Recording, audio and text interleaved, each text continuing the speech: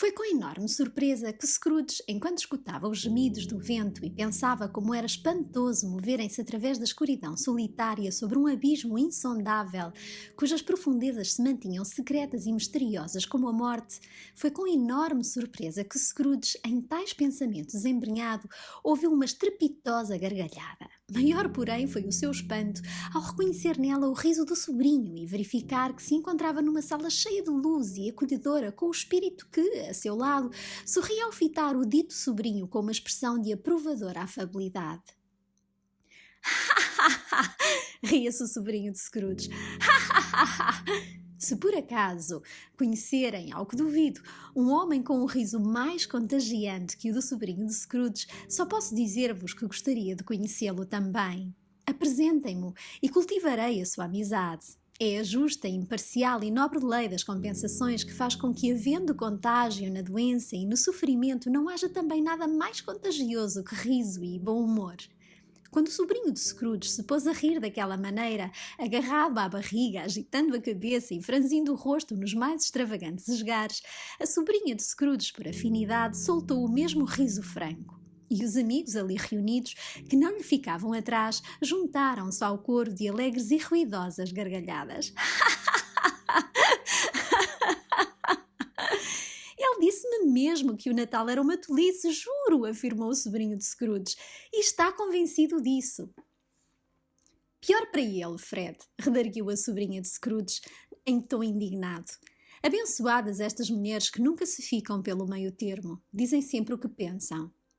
Ela era muito bonita, extremamente bonita, com o rosto fresco, covinhas nas faces e uma expressão de surpresa. Uma boquinha carnuda que parecia feita para ser beijada, como de certo seria. Uma seriedade de sinaizinhos espalhados pelo queixo que se confundiam uns aos outros quando ela se ria, e a par de olhos mais brilhantes que já se viu no rosto de uma criaturinha dessas. Em suma, aquilo a que se chamaria uma mulher provocante, estão a ver? Mas séria também. Absolutamente séria. É um velho cómico, disse o sobrinho de Scrooge, não há dúvida, e podia ser mais simpático, mas os pecados dele trazem o devido castigo e eu nada tenho a dizer contra ele.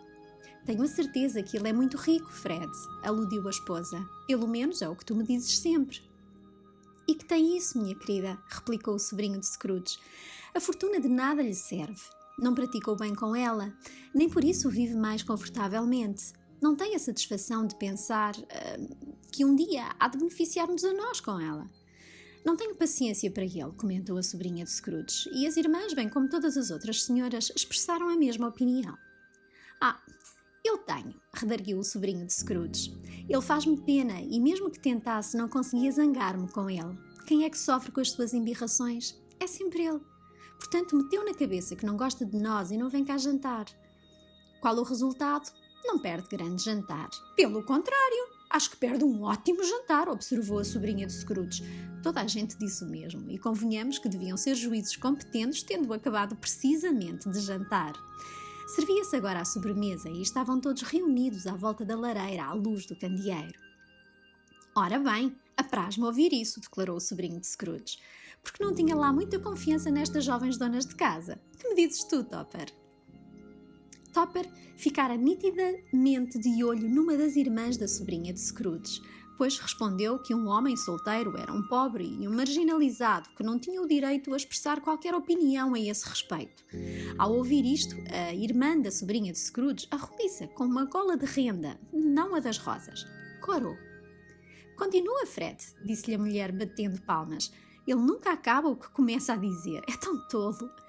O sobrinho de Scrooge deleitou-se com uma nova gargalhada e, como era impossível evitar o contágio, embora a mana roliça bem se esforçasse por isso, inalando vinagre aromatizado, o seu exemplo foi unanimemente seguido.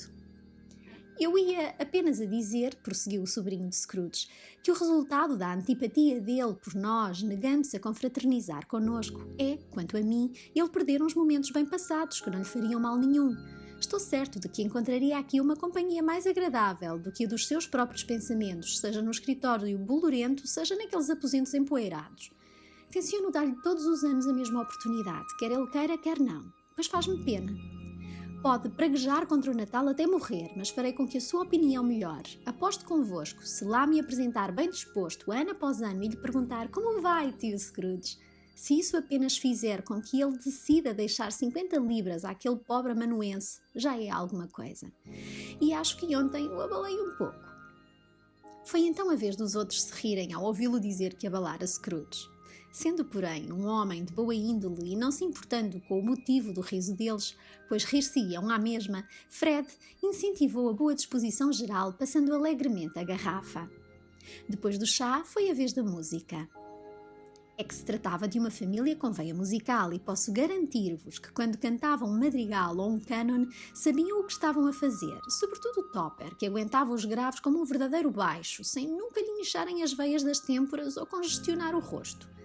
A sobrinha de Scrooge tocava bem a harpa e executou, entre outras melodias, uma ariazinha muito simples, coisa fácil que se aprendia a assobiar em 2 minutos. Bem conhecida da garota que fora buscar Scrooge ao colégio interno, como lhe recordara o fantasma do Natal passado. Ao ouvir a toada melodiosa, vieram-lhe à lembrança todas as noites que o espírito lhe mostrara, e pensou que se tivesse podido escutá-la mais vezes, anos atrás, teria cultivado com as próprias mãos e para o seu próprio benefício a bondade da vida sem recorrer aos meios que haviam levado Jacob Marley à sepultura. Mas o serão não foi totalmente dedicado à música. Momentos depois começaram a jogar às prendas, já que por vezes é bom ser-se criança, e para isso não há melhor época que a do Natal, visto que o seu poderoso fundador foi também ele uma criança. Alto! Primeiro houve um jogo de cabra cega, tinha de ser, e não acredito que Topper estivesse realmente bem vendado. Quanto a mim, havia ali coisa combinada entre ele e o sobrinho de Scrooge, e o fantasma do Natal do presente sabia-o. A maneira como ele perseguia a mana roliça com a gola de renda foi um verdadeiro insulto à credulidade humana. Deitando abaixo os ferros da lareira, tropeçando nas cadeiras, esbarrando no piano, enredando-se nos cortinados para onde quer que ela fosse, lá ia ele. Sabia sempre onde estava a gorduchinha. Não agarrava mais ninguém. Se algum deles fosse ao seu encontro e se colocasse à sua frente, como alguns fizeram, ele fingia um débil esforço para o agarrar, que era mais um insulto à inteligência do outro, e partia logo em direção à mana roliça. Ela gritou muitas vezes que isso não estava certo, e não estava, mas quando ele por fim a agarrou, quando, a despeito de todo aquele roçagar de sedas e ágeis fugas por parte dela, ele a encostou a um canto de onde não havia escapatória, então é que a sua conduta foi mesmo abusiva. Fingindo não a reconhecer, fingindo ser necessário tocar-lhe no tocado e depois, para não ter dúvidas na identidade dela, um certo anel que usava no dedo e no colar à volta do pescoço, foi um ato vil e ofensivo. Sem dúvida que ela lhe o fez entender quando, vendado o outro jogador, se puseram a conversar muito confidencialmente atrás dos cortinados. A sobrinha de Scrooge não tomou parte no jogo da cabra cega, indo instalar-se confortavelmente numa grande poltrona com os pés apoiados num escabelo, a um recanto aconchegado onde se encontravam mesmo atrás dela o fantasma e Scrooge. Mas entrou nos jogos das prendas e mostrou-se exímia em toda a letra do alfabeto. Também no jogo chamado Como, Quando e Onde, se evidenciou e, para secreto comprazimento do marido, meteu as irmãs no chinelo. Embora também elas fossem raparigas espertas, como vos diria Topper. Deviam lá estar umas 20 pessoas, entre novos e velhos, mas todos eles jogaram, incluindo Scrooge. É que este, tendo esquecido por completo, tão embrenhado estava naquele ambiente que a sua voz não podia ser ouvida pelos outros, respondia muitas vezes em voz alta à adivinha e frequentemente acertava, pois não havia agulha mais afiada, nem o melhor Whitechapel com garantia de qualidade que fosse mais aguçada que o espírito de Scrooge quanto a isso se dispunha. O fantasma mostrou-se imensamente satisfeito por vê-lo com aquela disposição e fitou-o com tal condescendência que ele lhe suplicou, como se fosse um garoto, que o deixasse ali ficar até as visitas se irem embora. Mas o espírito respondeu que isso não era possível. Agora é um jogo novo, insistiu Scrooge. Mais meia hora. Espírito, só meia hora. Era um jogo que se chamava Sim ou Não. O sobrinho de Scrooge tinha de pensar em qualquer coisa e os outros de adivinhar o que ele era, respondendo apenas sim ou não às perguntas. No rápido tiroteio de perguntas a que se expôs, deduziu-se que estava a pensar num animal. um animal vivo, um animal bastante antipático, selvagem, que grunhia e rosnava, às vezes falava e vivia em Londres, andava pelas ruas, mas não era de circo, nem ninguém o trazia pela trela. Não vivia em cativeiro e nem nunca era abatido no mercado. Não era um cavalo, nem um burro, nem uma vaca, nem um touro, nem tigre, nem cão, nem gato, nem urso. A cada nova pergunta que lhe faziam, o sobrinho de Scrooge irrompia em nova gargalhada, e tal era a sua vontade de rir que foi obrigado a levantar-se da cadeira, desatando a bater com os pés no chão. Por fim, a mana roliça, acometida de semelhante ataque, gritou: "Já descobri! Já sei quem é, Fred! Sei quem é!" "Quem é?" gritou Fred. "É o teu tio Scrooge!" E realmente era. A admiração foi geral, embora alguns objetassem que a resposta à pergunta "é um urso?" deveria ter sido sim, porquanto uma resposta negativa bastara para os desviar da hipótese de se tratar de Scrooge, se é que ela chegou a ser considerada.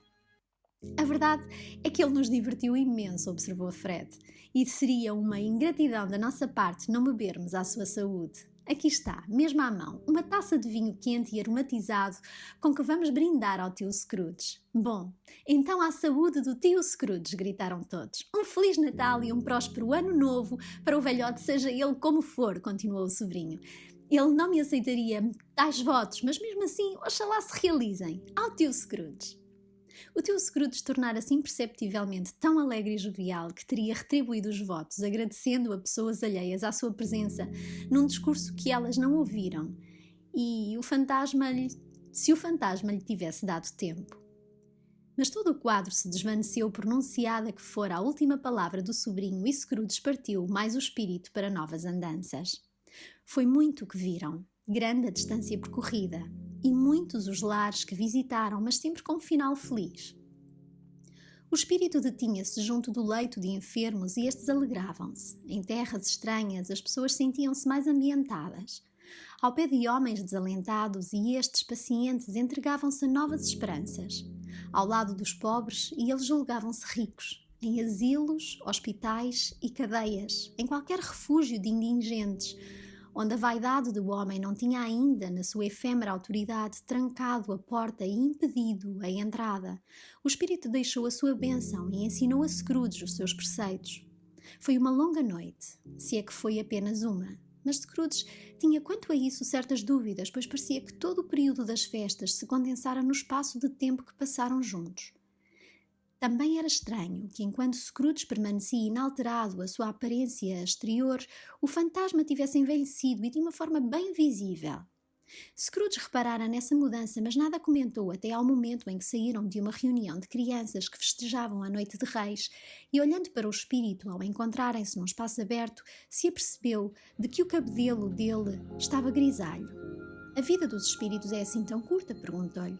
"A minha vida nesta esfera é muito breve", respondeu o fantasma. "Acaba esta noite." "Esta noite?" "Sim, à meia-noite. Escuta." A hora aproxima-se. Os sinos davam nesse momento as badaladas das 11:03.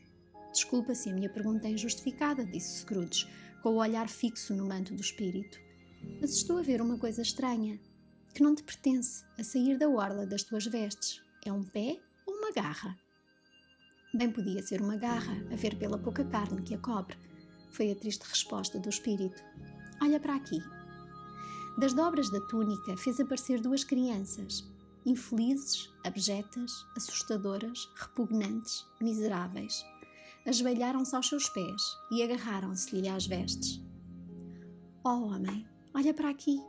Olha aqui para baixo", bradou o espírito.